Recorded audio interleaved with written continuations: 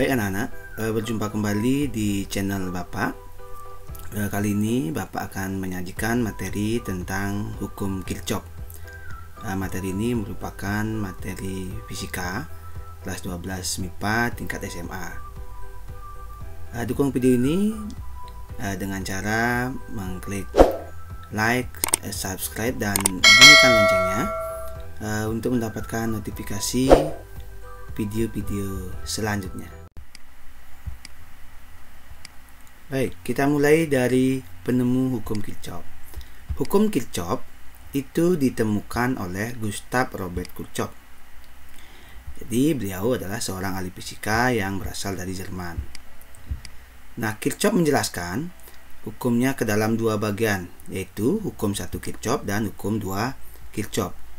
Nah, hukum ini pada dasarnya menjelaskan rangkaian sederhana yang terdiri dari lampu, baterai, dan saklar yang terhubung satu sama lain. Nah, jika saat saklar dalam keadaan terbuka, arus listrik belum mengalir dan lampu pun tetap padam. Sebaliknya, jika saklar dalam keadaan tersambungkan, arus listrik akan mengalir dan dari kutub positif ke kutub negatif baterai sehingga lampu akan menyala.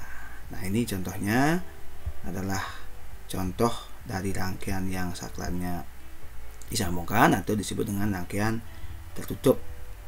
Maka lampu akan menyala karena arus listrik itu mengalir dari kutub positif ke kutub negatif. Kita lanjut lagi. Hukum 1 Kirchhoff.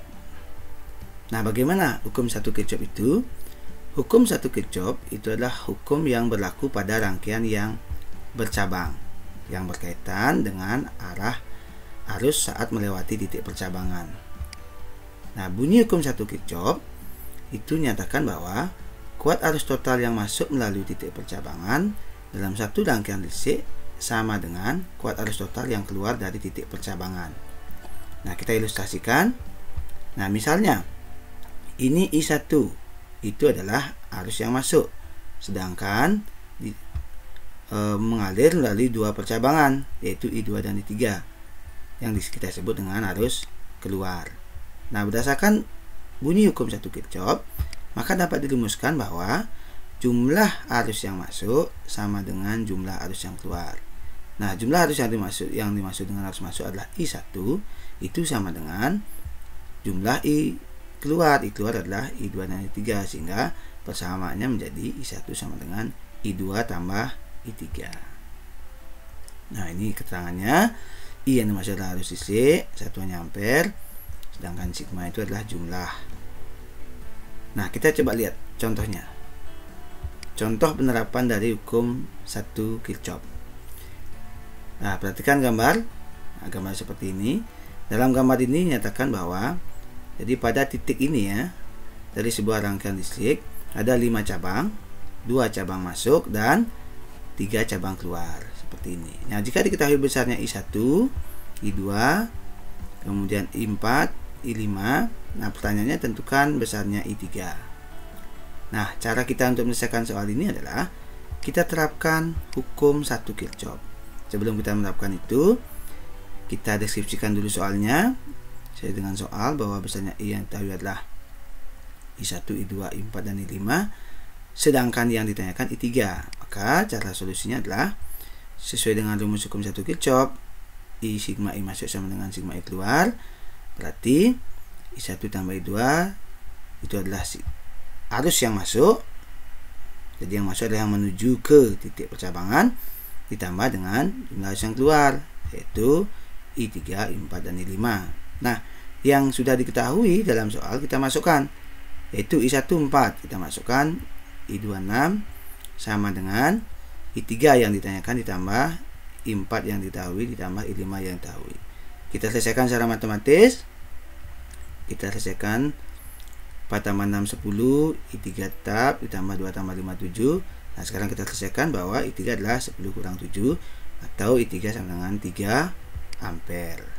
Nah, jadi itulah salah satu contoh bagaimana kita menerapkan hukum 1 Kirchhoff. Baik, kita lanjut lagi sekarang ke hukum 2 Kirchhoff. Hukum 2 Kirchhoff itu adalah hukum yang berlaku pada rangkaian yang tidak bercabang yang digunakan untuk menganalisis beda potensial tegangan pada suatu rangkaian tertutup. Jadi sekali lagi, untuk menganalisis beda potensial pada suatu rangkaian tertutup. Nah, seperti ini contohnya yang dimaksud dengan rangkaian tertutup ya, dengan dua beda potensial. Nah, kita lihat berikutnya bunyinya. Jadi bunyi hukum 2 Kirchhoff adalah, yang pertama, dapat menyatakan bahwa total beda potensial atau tegangan pada suatu rangkaian tertutup adalah 0.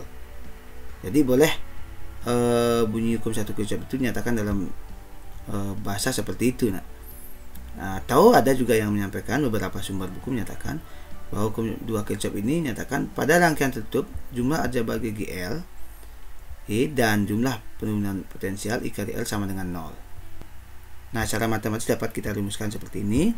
Ya, jumlah aljabar yang masuk adalah ini, GGL ditambah dengan jumlah penurunan beda potensial I kali L sama dengan 0. Nah, dengan keterangan sigma ini adalah jumlah GGL sumber arus, satunya pol. Kemudian sigma IR adalah jumlah penurunan tegangan pol I yang dengan arus listrik, dan R itu adalah hambatan yang satuannya ohm. Nah, kita lihat sekarang contohnya. Atau sebelum kita lanjut ke contoh, kita pelajari dulu bagaimana perjanjian tanda arus I dan GGL E dalam penggunaan hukum 2 Kirchhoff pada rangkaian tertutup. Jadi kalau kita ingin menggunakan hukum 2 Kirchhoff, itu harus memahami dulu bagaimana perjanjian tanda I dan tanda E-nya atau tanda GGL-nya. Nah, seperti ini contohnya. Jadi bagaimana kita memberikan tanda E atau V dengan tanda I, arus yang mengalir. Kita mulai dari yang pertama. Bahwa yang pertama dinyatakan arah arus listrik dimulai dari GGL bertanda positif.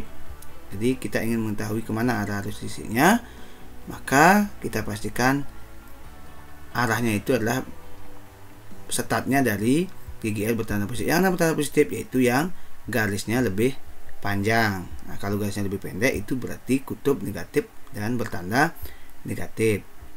Terus bagaimana kalau ada dua beda potensial? Nah, seperti gambar ini. Nah, dari mana kita mulai arusnya? Itu dari beda potensial yang lebih besar. Oke. Kita lanjut yang kedua.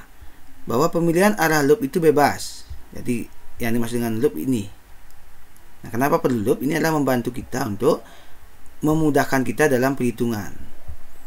Nah, dalam menentukan arah loop itu bebas, tetapi usahakan searah dengan arus listrik. Nah, seperti ini. Jadi karena arus yang berasal dari kutub positif, maka arah loopnya diusahakan searah untuk memudahkan dalam menentukan tanda arus. Berikutnya, nah seandainya kita sudah menentukan arah dari loopnya, maka kita akan tentukan sekarang tanda dari GGL-nya. Nah, tanda GGL itu jika seandainya yang ditemui pertama, jadi GGL positif jika putaran loop bertemu pertama kali dengan kutub positif. Nah, maksudnya begini. Jadi ketika kita menggunakan loop sebagai contohnya ini, jadi yang mana kutubnya ditemui lebih dulu oleh loop ini, itulah tanda dari GGL-nya. Jika dia positif, pertama kali ditemukan positif. Jika negatif, negatif. Nah, kebetulan dari gambar ini yang ditemukan lebih dulu, ini startnya di sini. Karena menyesuaikan dengan arah arus, maka tanda dari GGL ini adalah negatif. Jadi ketika dia lewati pertama yang temui negatif, maka tanda negatif. Itu contohnya. Berikutnya, arah arus. Nah, arah arus ini adalah karena kita sudah menyesuaikan arah loopnya sesuai dengan arah arus, maka arah arusnya itu karena jika searah dengan loop itu tandanya positif. Sebaliknya, jika berlawanan arah dengan arah arus dengan arah loop, maka tandanya negatif. Nah, dalam hal ini yang kita lihat dari tanda arusnya itu adalah karena arah loop yang kita gunakan sudah searah dengan arah arusnya, berarti pasti tanda arusnya adalah positif. Dan yang terakhir, jika hasil akhir arus bertanda negatif setelah perhitungan, berarti arah yang sebenarnya berlawanan arah dengan arah yang kita misalkan dalam loop tadi. Nah, maksudnya begini, nak. Seandainya nanti setelah kita hitung-hitung ternyata menemukan besarnya arus itu adalah negatif hasilnya, berarti yang kita misalkan tadi, yang kita asumsikan itu arah loopnya itu berlawanan dengan arah arus yang sebenarnya. Nah, jadi artinya tanda negatif itu bukan hal yang aneh. Itu dapat dinyatakan bahwa sebenarnya arah arusnya terbalik. Itu. Baik, itu kira-kira perjanjiannya. Sekarang untuk lebih jelasnya, mari kita masuk ke contoh soal. Oke, kita mulai dari soal yang sederhana dulu, seperti gambar. Nah, dalam soal ini itu nyatakan bahwa suatu rangkaian tertutup memiliki dua resistor. Jadi ada R1 dan R2 dan dua sumber tegangan, yaitu E1 dan E2. Nah, asumsikan tidak ada hambatan dalam baterai, tentukan kuat arus yang mengalir dalam rangkaian tersebut. Baik, nah untuk lebih mudahnya dalam menentukan besarnya kuat arus yang mengalir, maka disinilah kita masukkan peran dari hukum 2 Kirchhoff. Nah, langkah-langkahnya adalah, kita perhatikan langkahnya. Yang pertama, tentukan arah arus. Nah, dari gambar ini, kira-kira kemana arah arusnya? Nah, tadi sudah Bapak tekankan bahwa arah arus itu adalah arah arus berasal dari kutub positif. Nah, di sini kan ada dua kutub positif. Ada E1 yang 6, ada E2 yang 12. Nah, yang mana kita pakai? Apakah yang 12 atau yang 6? Nah, tadi sudah Bapak tekankan dimulai dari beda potensial yang lebih besar. Berarti arah arusnya adalah menuju ke kanan atau berlawanan arah dengan jarum putaran jarum jam. Itu yang pertama. Jadi kita tentukan dulu arah arusnya. Setelah kita tentukan arah arus, baru tentukan arah loop. Nah, arah loop itu karena sudah arah arus ada, maka kita sudah tadi sampaikan dalam perjanjian, usahakan searah dengan arah arus. Jadi arah loopnya searah dengan arah arus, berarti berlawanan arah dengan putaran jarum jam. Oke, itu tahap kedua. Tahap ketiga, jadi ini loopnya. Kemudian tahap ketiga itu tentukan tanda GGL-nya. Jadi karena kita sudah memasang arah loopnya berlawanan arah dengan putaran jarum jam, akibat arah arusnya yang berlawanan arah dengan putaran jarum jam, maka sekarang kita tentukan bagaimana tanda dari GGL-nya. Tanda dari GGL-nya itu adalah sesuai dengan perjanjian tadi, kutub yang ditemui lebih dulu itu tandanya. Kita mulai dari E1. E1 kutub yang ditemui lebih dulu dari loop ini kutub apa? Yaitu kutub positif. Sedangkan pada E2 yang ditemui lebih dulu itu adalah kutub negatif. Berarti E1 bertanda positif, E2 bertanda negatif. Sedangkan arah arusnya bagaimana? Karena arusnya sudah searah dengan arah loop, berarti dia bertanda positif. Nah, kalau sudah anak-anak bisa menentukan tanda-tanda GGL-nya, tinggal langkah terakhir, yaitu gunakan persamaan hukum 2 Kirchhoff. Oke, bagaimana langkah selanjutnya? Kita hitung secara matematis. Yang pertama, masukkan dulu rumus dari hukum 2 Kirchhoff, yaitu sigma E tambah sigma I kali L sama dengan 0. Kemudian masukkan besaran-besaran yang diketahui berdasarkan tanda yang sudah kita tentukan tadi. Misalnya E2 nya negatif, kemudian I nya positif keduanya. Kemudian masukkan nilai-nilainya. Kita dapatkan seperti ini, 6 E1, kemudian 12 dari E2, 8 L1, 10 L2. Kita masukkan lagi, dapat seperti ini. Nah, kita akan dapatkan hasil yang lebih sederhana lagi, itu 18I sama dengan 6, berarti I sama dengan 6 per 18, atau kita sederhanakan jadi 1/3. Jadi dari soal model sederhana seperti ini, ternyata besarnya arus yang mengalir dalam rangkaian adalah 1/3 ampere. Itu kira-kira atau cara kita dalam menyelesaikan soal model seperti ini. Baik, sekarang kita lanjut dengan model yang lebih menantang lagi. Kita coba. Ya, jadi soalnya sudah muncul. Nah, pada rangkaian listrik sederhana seperti pada gambar ini ya, tentukan arus listrik pada EF, EB, dan ED. Itu yang pertama. Yang kedua, tegangan listrik pada EB. Nah, jadi ada dua pertanyaan. Kita akan coba lakukan atau jawab soal ini seperti tadi. langkah-langkah yang harus kita tempuh dalam menyelesaikan masalah ini ada 4. Nah, yang pertama, kita akan jawab dari soal nomor A, yaitu harus pada IF, IB, dan ID. Langkahnya adalah yang pertama, tentukan arah arus percabangan. Nah, dalam hal ini soal ini adalah soal penggabungan antara hukum 1 Kirchhoff dengan hukum 2 Kirchhoff. Kenapa disebut soal penggabungan? Karena ada di sini percabangan. Ingat bahwa hukum 1 Kirchhoff itu berlaku untuk percabangan, hukum 2 Kirchhoff berlaku untuk menentukan besarnya beda potensial. Kita mulai. Nah, jadi kalau kita gambarkan seperti ini, kenapa bisa arah arusnya ke sini, I2-nya ke sini, dan I3-nya ke sini? Kita lihat. I1 bersumber dari tegangan 6 volt, arahnya ke sini. Nah, makanya ini adalah I1. Kemudian I2 tegangannya ini, maka arahnya ini. Nah, ini yang kita sebut dengan arus yang masuk. Terus kemana arusnya setelah masuk? Pasti ada yang keluar. Yang keluar adalah I3. Nah, sehingga berdasarkan hukum 1 Kirchhoff dapat kita rumuskan bahwa jumlah I masuk sama dengan jumlah I keluar, yaitu I1 tambah I2 sebagai arus yang masuk sama dengan I keluar, yaitu I3. Atau kalau kita rubah sedikit rumus ini, karena nanti akan menyesuaikan dengan persamaan hukum 2 Kirchhoff, maka I2-nya itu pasti akan menjadi I3 kurang I1. Nah, ini yang kita sebut sementara sebagai persamaan 1. Itu dulu langkah pertama kita untuk menyelesaikan soal model campuran seperti ini.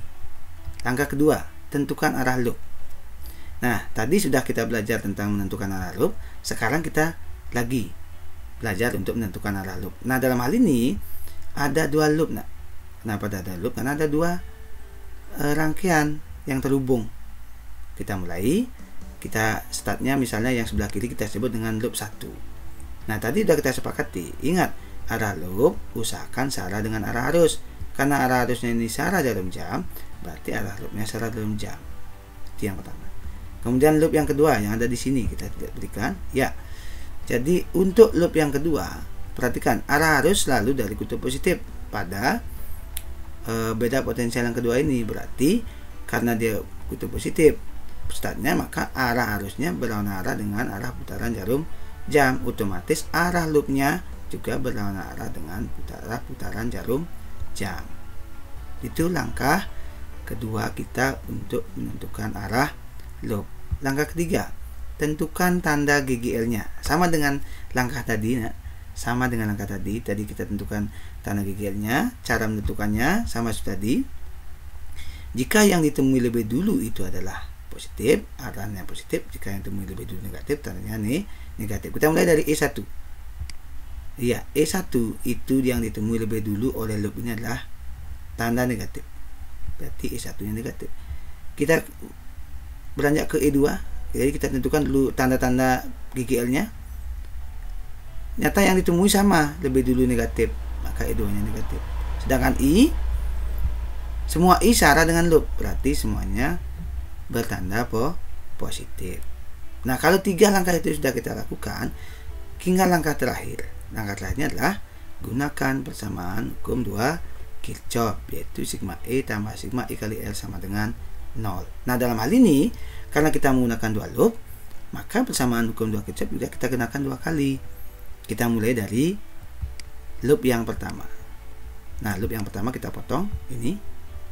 Jadinya seperti ini, kalau kita lihat. Nah, cara penyelesaiannya sama, yaitu sigma E tambah sigma I kali L sama dengan 0. Kita mulai. I-nya ada 1 karena kita sudah potong. Berarti min I1 karena dia yang ditemui lebih dulu negatif. I1 tambah L1 ditambah I3 tambah L3. Kenapa I3? Karena ini percabangan. Kita masukkan nilainya. Min 6 tambah I1 kali 2 sesuai dengan besaran yang diketahui ini, atau di sini juga ada, ditambah I3 kali 2 ini. I3 nya kali R nya 2 sama dengan 0. Kita selesaikan secara matematik, maka akan dapat seperti ini. Nah, dan kita dapatkan berdasarkan loop 1 itu adalah I1 tambah I3 sama dengan 3. Jadi ini kita selesaikan matematika saja, nak. 2I1 tambah 2I3 biarkan, karena I1 tambah I3 tidak mungkin dijumlahkan. Yang bisa diolah adalah besaran-besaran yang sama. 2I1 tambah 2I3 sama dengan 6. Jadi ini kita bawa ke ruas kanan, jadilah dia positif.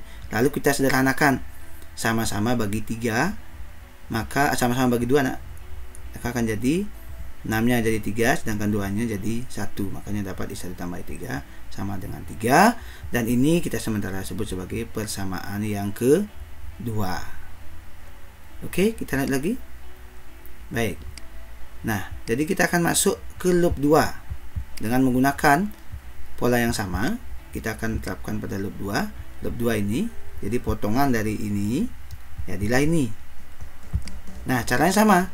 Kita gunakan secara matematika, masukkan semua yang diketahui. Jadi yang kita masukkan berulang I3-nya karena loopnya bertemu dengan I3. Yang berbeda adalah pada I2-nya.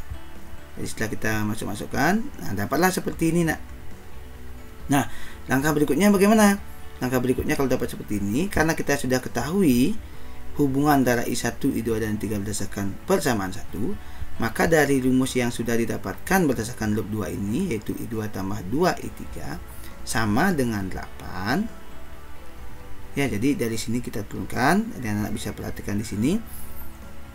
Nah, di sini sudah dimasukkan. Jadi nilainya dimasukkan kalau 1I2 jadilah I2 saja, 2I3 kita balik jadi 2I3 supaya lebih bagus cara menuliskan atau menyatakan persamaan ini. Jadilah I1 tambah 2I3 sama dengan 8. Nah, karena I2 sudah kita ketahui hubungannya, kita masukkan. Maka jadilah I2 kita masukkan jadi I3 kurang I1 sesuai dengan persamaan ini, ditambah 2I3 sama dengan 8. Kita kumpulkan I3 dengan 3-nya jadi 3I3 min I1-nya kita tetapkan. Nah, maka persamaan dari hasil pengolahan loop 2 dengan hasil persamaan 1 ini jadinya, yaitu I1 tambah 3I3 sama dengan 8. Nah, ini sebenarnya kita sebut nanti persamaan 3. Nah, jadi setelah kita menyelesaikan 3 persamaan ini, kita lanjutkan untuk penyelesaian akhirnya. Nah, jadi penyelesaian akhirnya adalah kita gabungkan atau eliminasi persamaan 2 dan 3. Persamaan 2 dari loop 1 dan persamaan 3 dari loop 2. Nah, setelah kita eliminasi, kita gunakan penjumlahan karena kebetulan I1-nya ini tinggal dijumlahkan akan mendapatkan nilai 0. Jadi salah satu harus jadi 0 nak. Jadi jika salah satu belum bisa jadi 0, maka harus salah satu dikalikan supaya salah satunya jadi 0. Yang berikutnya itu akan menjadi hasil. Nah, kebetulan di sini I1-nya sudah langsung bisa kita tambahkan jadi 0, maka kita dapatkan usahakan matematik itu adalah I3-nya lebih dulu. Jadi kalau kita jumlahkan 1I3 tambah 3I3 jadi 4I3, 3 tambah 8 jadi 11. Maka besarnya I3 adalah 11 dibagi dengan 4. Jadi I3-nya adalah 11 per 4 ampere. Baik, jadi 1 sudah kita temukan I-nya. Sekarang untuk menemukan I1, caranya adalah masukkan nilai I3-nya ini ke dalam persamaan yang ada I1-nya, yaitu kita pakai persamaan 2. Maka jadinya I1 tambah I3 sama dengan 3. Kita masukkan I1 sama dengan 3 dikurang I3. Kita masukkan nilainya, 3 kurang sesuai dengan nilainya 11 per 4. Kita samakan penyebutnya, sama-sama 4, jadinya 12 per 4 dikurang 11 per 4. Kita sederhanakan jadi 1/4 ampere, karena 12 kurang 1 itu adalah 1. Jadi sehingga jadilah 1/4 ampere, atau kalau kita tulis dari secara desimal itu menjadi 0,25 ampere. Itu setelah kita menemukan bagaimana cara kita menentukan I1. Sekarang kita menentukan besarnya I2. Nah, untuk menentukan besarnya I2, kita akan terapkan kembali persamaan 1. Jadi persamaan 1 kan nyatakan I2 sama dengan I3 kurang I1. Kita masukkan di sini. I2 sama dengan I3 kurang I1. I2-nya adalah 1/4. Ini yang sudah I3-nya adalah 11/4. Nah, kemudian I1-nya 1/4, langsung bisa kita sederhanakan menjadi 10/4 ampere, atau dalam desimal kita tuliskan 2,5 ampere. Nah, jadi berdasarkan ketiga arus yang sudah kita temukan, dapat kita simpulkan sesuai dengan pertanyaan. Jadi besarnya arus listrik yang mengalir pada EF itu adalah I1, itu adalah sebesar 0,25 ampere. Besarnya arus listrik yang mengalir pada I2 itu adalah ED. Jadi ED-nya itu adalah 2,5 ampere, dan besarnya arus listrik yang mengalir pada EB itu adalah I3, yaitu 11/4 ampere. Jadi demikianlah cara kita menentukan besaran listrik jika rangkaiannya dengan loop ganda atau dua loop. Baik, kita lanjut sekarang ke pertanyaan B. Berapakah besarnya tegangan listrik pada EB? Kita lihat berikutnya ya. Oke, kita fokus kembali. Besarnya tegangan listrik pada EB. Jadi EB itu adalah tegangan yang arusnya I3 dan hambatannya 2 ampere. Nah, berarti kita masukkan sesuai dengan bunyi hukum Ohm atau rumus hukum Ohm bahwa P sama dengan I kali R. PEB adalah I3 kali R3. Kita masukkan PEB sama dengan I3 nya adalah 11/4, R3 nya 2, maka PEB nya 11/2, atau kalau kita tulis secara desimal 5,5 volt. Baik, jadi kita sudah dapatkan jawaban dari kedua pertanyaan tersebut. Nah, berarti demikianlah informasi penyajian materi terkait dengan hukum Kirchhoff. Baik, selanjutnya silakan anak-anak belajar lebih banyak lagi. Semoga video ini bermanfaat. Sampai jumpa di video-video berikutnya. Terima kasih.